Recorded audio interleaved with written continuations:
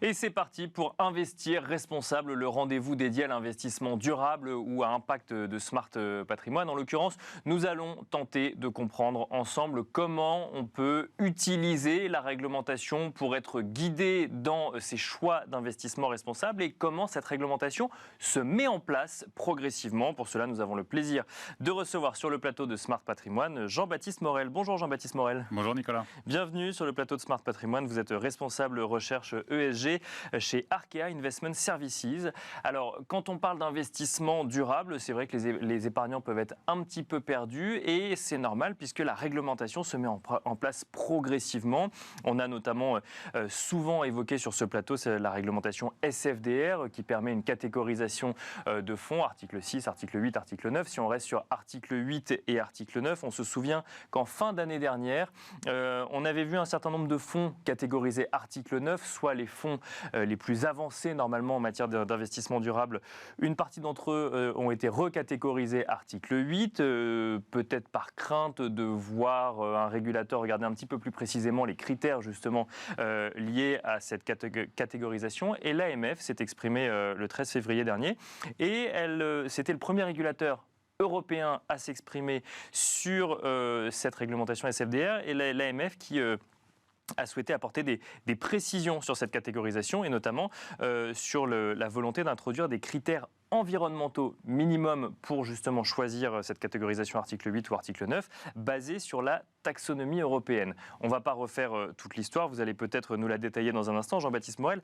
La question c'est, quand on a une réglementation européenne SFDR qui s'applique pour tous les pays européens et que derrière un régulateur d'un des pays vient apporter des précisions sur cette réglementation. Est-ce que ça veut dire que la réglementation SFDR en l'état est trop floue ? Alors effectivement, que ce soit l'AMF, mais d'ailleurs d'autres régulateurs au sein des ESA, l'AMF se pose des questions et fait des propositions sur cette réglementation SFDR. Et ce qui est intéressant d'ailleurs dans cette position, dans ce papier qui a été publié par l'AMF, c'est d'une part qu'elle rappelle, elle constate et elle propose. Elle rappelle déjà que la réglementation SFDR, c'est une réglementation qui a vocation à faire du reporting. Donc elle n'est pas là pour classer des fonds, pour garantir des niveaux minimums d'investissement responsable, par exemple. Ensuite, elle constate en partie un échec de cette réglementation, ou du moins un échec dans la dénomination d'investissement durable. D'accord. C'est un indicateur qu'on doit normalement utiliser dans l'ensemble du dispositif, même dans des questions qu'on doit poser aux clients. Bien sûr. Puis enfin, elle va proposer des choses. Elle propose effectivement de se baser non plus sur cette notion d'investissement durable, mais sur la notion, sur la taxonomie, sur la part verte telle qu'elle est normalement définie par la réglementation pour pouvoir classer ces fonds. Après, ce qui est quand même incroyable, c'est que, alors même que nous sommes en train de terminer la mise en place de cette réglementation SFDR, notre régulateur vient nous donner des propositions pour la faire évoluer, constatant finalement d'une certaine manière que c'est un échec. Parce qu'en l'état, on est incapable aujourd'hui de définir ce que c'est réellement un fonds article 8 ou article 9 ? On a quand même des indications. Oui, on a des indications. Il y a cette notion d'investissement durable qui est très compliquée puisqu'en fait, elle est assez floue, c'est ce que dit l'AMF, elle considère qu'elle est vague, et finalement, on voit que chaque société de gestion a pu mettre en place des méthodologies différentes, plus ou moins contraignantes, pour définir si un actif relève ou non de cet investissement durable. D'accord. Et donc, on a, je dirais, des incohérences, en tout cas, tout le monde n'est pas sur un pied d'égalité lorsqu'on va devoir commercialiser des fonds, et alors que cette notion, elle est utilisée pour pouvoir considérer que, c'est ce qu'avait demandé le régulateur européen, qu'un fonds est ou non article 9, il devait y avoir 100% d'investissement durable. Ce que dit l'AMF, c'est mettons de côté cette notion et repartons sur la taxonomie qui doit être vraiment le grand dictionnaire de ce qui est vert ou de ce qui ne l'est pas. Le problème, c'est que la taxonomie, elle n'est pas encore finalisée. Elle est finalisée sur la partie environnement, mais pas sur le reste. Et donc, ça voudrait dire qu'on mettrait même sur la partie environnement... Sur la partie environnement, elle n'est pas encore... C'est vrai qu'on a suivi les négociations entre pays, donc ce qui était le moment le plus emblématique. Aujourd'hui, elle n'est pas... Mais elle nous offre quand même une première grille de lecture, cette taxonomie verte. Alors, on a une première grille de lecture avec des critères techniques qui nous permettent de savoir, dans certains cas, pour certaines activités, si elles sont vertes ou non. Après, ce que l'on attend, c'est que les émetteurs ils puissent nous donner la transparence, je dirais, pour savoir sûr, ouais. Si leurs activités, ou en tout cas jusqu'à quel point leurs activités sont vertes ou ne le sont pas. Mais au-delà de ça, je trouve ce qui est intéressant dans ce papier de l'AMF, et là où c'est un exemple, c'est vraiment marquant, c'est que finalement, il y a une sorte de crise d'adolescence dans l'investissement responsable. C'est-à-dire qu'aujourd'hui, on sait à peu près où on veut aller, mais pas complètement. il y a cette notion de double matérialité dont on parle beaucoup. Bien sûr. Finalement, derrière ça, ce sont deux matérialités qui sont différentes, entre les impacts sur les parties prenantes et les conséquences financières pour les investissements. Et en fait, la question qui se pose à nous, c'est de savoir jusqu'où on doit aller. Est-ce qu'à un moment, on ne doit pas faire le tri entre ces matérialités et voilà. Donc, on est dans ce tâtonnement dont vous parliez il y a quelques minutes. Mais quand même, on a une taxonomie européenne, alors qui effectivement met du temps à se mettre en place, mais qui est quand même très ambitieuse. On a une réglementation SFDR qui concerne les professionnels de l'investissement. On a une réglementation CSRD qui va permettre de récupérer un certain nombre de données des entreprises et qui va permettre d'uniformiser les données qu'on va récupérer au niveau des entreprises. On sent quand même qu'il y a un gros travail du régulateur aujourd'hui. Donc c'est quoi ? Il faut attendre un petit peu que tout cela se mette en place pour enfin avoir une machine qui fonctionne en matière d'investissement responsable ? Alors peut-être, oui, il faut attendre que cette crise d'adolescence soit passée. D'accord. Mais en attendant, il faut bien qu'on avance.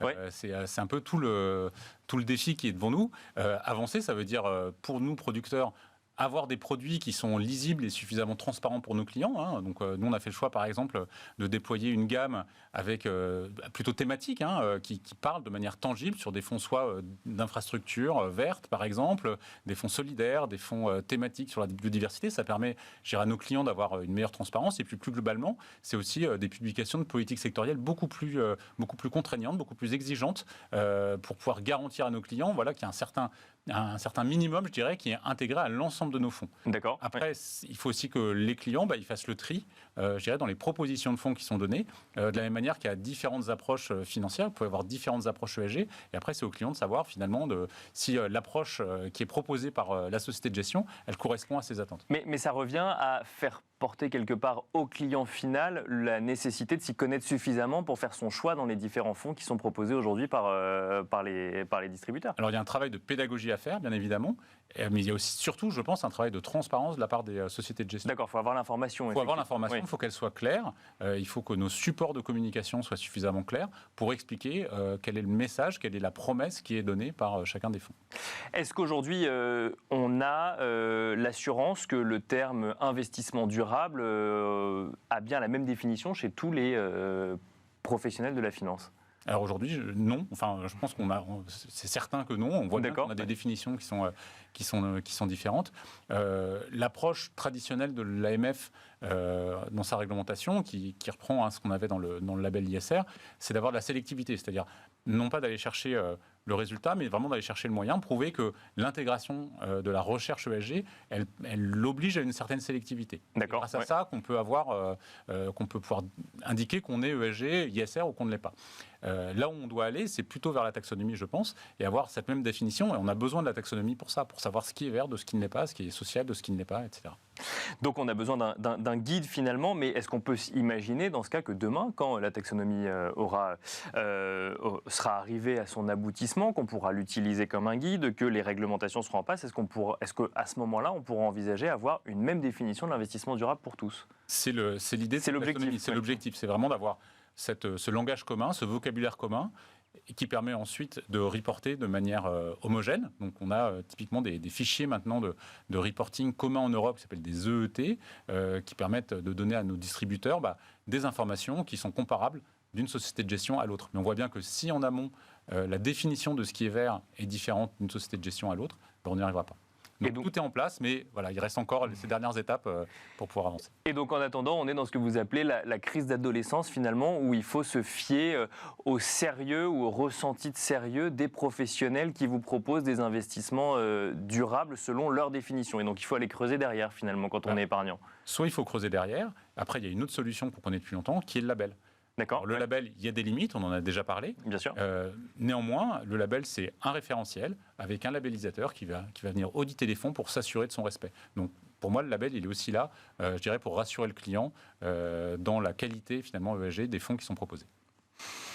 Si vous aviez quelques conseils à nous donner, alors vous nous avez parlé du label, mais justement pour se poser la question ou challenger finalement les investissements durables qu'on nous propose quand on est distributeur de produits, donc par exemple CGP ou banquier privé, ou quand on est épargnant, qu'est-ce qu'il faut regarder au-delà du label ? Alors au-delà du label, il y a des différentes choses. Je pense qu'il faut vraiment comprendre l'intégration ESG, la manière dont elle est faite. Je parlais tout à l'heure des politiques sectorielles, je pense que c'est important de comprendre au-delà des dénominations, si les sociétés de gestion vont ou non aller investir dans certains secteurs, s'il y a des volontés d'aller D'exclusion peut-être. d'exclusion, mais D'accord. aussi d'engagement avec les émetteurs. Normalement, D'accord. toutes les sociétés de gestion aujourd'hui produisent des rapports d'engagement à travers lesquels ils vont pouvoir expliquer comment elles vont aller discuter avec les émetteurs pour dialoguer avec elles et pour qu'ils s'améliorent dans leurs pratiques. D'accord. Donc ça, c'est quelque chose qui est, je pense, très important. La partie exclusion est aussi importante. Elle n'est pas suffisante, mais elle est importante. C'est tout le sujet de savoir, c'est est-ce que je refuse d'investir dans tel secteur ou est-ce que j'y vais, mais en revanche j'y vais en posant mes conditions quelque part sur l'évolution et la transition du secteur en question. Exactement. Mais là, de la même manière, il n'y a pas, je dirais, une seule approche. Je veux dire, toutes les approches sont finalement possibles. Ça dépend de ce qu'on va rechercher, ça dépend de l'appétence du client. Certains clients vont souhaiter justement aller vers cet accompagnement dans les transitions et vont souhaiter pouvoir continuer à investir dans des secteurs qui pourraient être considérés comme controversés, mais qui doivent s'améliorer. D'autres, au contraire, ne souhaitent pas être exposés à ces secteurs. Donc c'est une question assez personnelle finalement. Merci beaucoup Jean-Baptiste Morel d'être venu sur le plateau de Smart Patrimoine commenter effectivement ce qu'on a appelé le tâtonnement réglementaire, même si effectivement ça va dans la bonne direction, mais on est en crise d'adolescence, comme vous nous le dites. Je rappelle que vous êtes responsable recherche ESG chez Arkea Investment Services. Merci beaucoup. Merci Nicolas. Et quant à nous, on se retrouve tout de suite dans Enjeu Patrimoine.